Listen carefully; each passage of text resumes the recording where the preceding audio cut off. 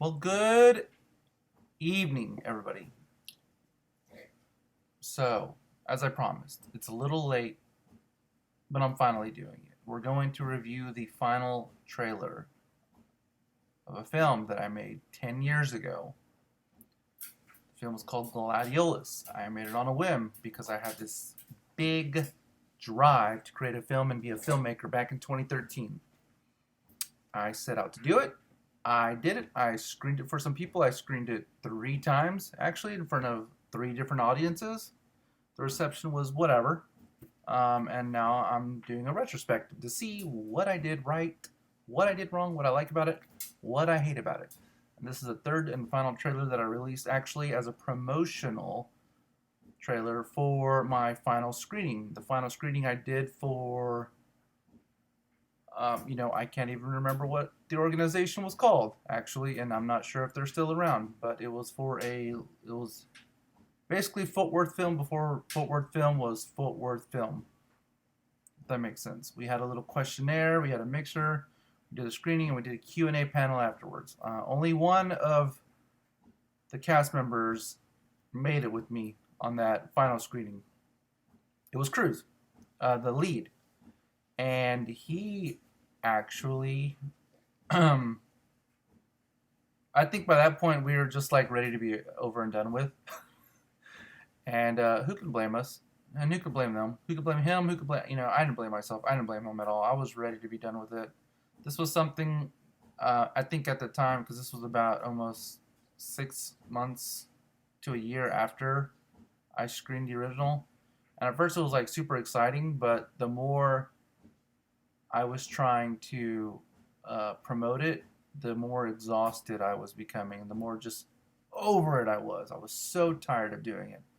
I was like, man, I have to promote the same thing over and over. But then I think about those big dudes in Hollywood, and they go on whole, 2-month-long tours talking about the film and promoting the film. So, you know what? I was just completely unaware of how much work actually went into the movie after you already made the movie. Um, so, let's get into it, shall we? Make sure the volume's on low so I don't kill you.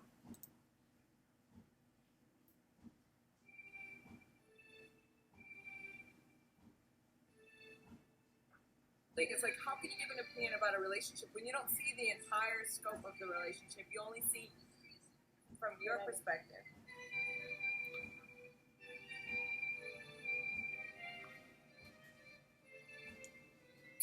Maddie and Mark, they're so great for each other.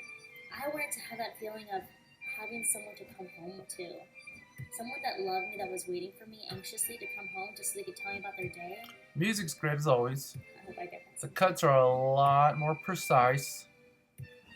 They tell a whole lot better story, and they kind of give you an idea of what the movie is about. And I think that's very important. Oh, I love that shot.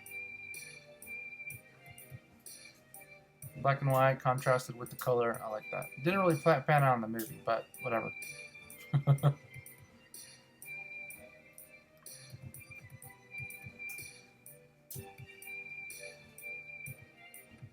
Heidi.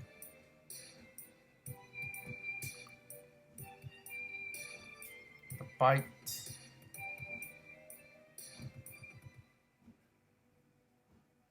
Look at that old school restroom.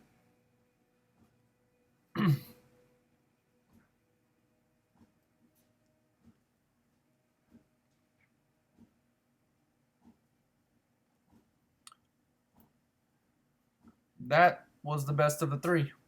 And of course, it comes off like that as well. um, after I do this, I do plan on going into the behind the scenes in depth details, and I'm going to try and find some old footage if I can and put up some stuff. I actually like that trailer a lot. It did a good idea. It did a good job. It did a good job at putting the whole movie as a whole in front of you, and it was only a minute and a half too, so it was the shortest one, and it was the best one. was a teaser. The film itself ran about 70 minutes, I believe. So it wasn't that long of a movie. Actually, I think it ran shorter than that. It was like 68. And actually, I liked the trailer a lot. It was short and concise. It got the point across. And you know what? That's the best trailer of the three. And if you saw the last tree, you're like, whoa. I'm going to go ahead and link down everything below.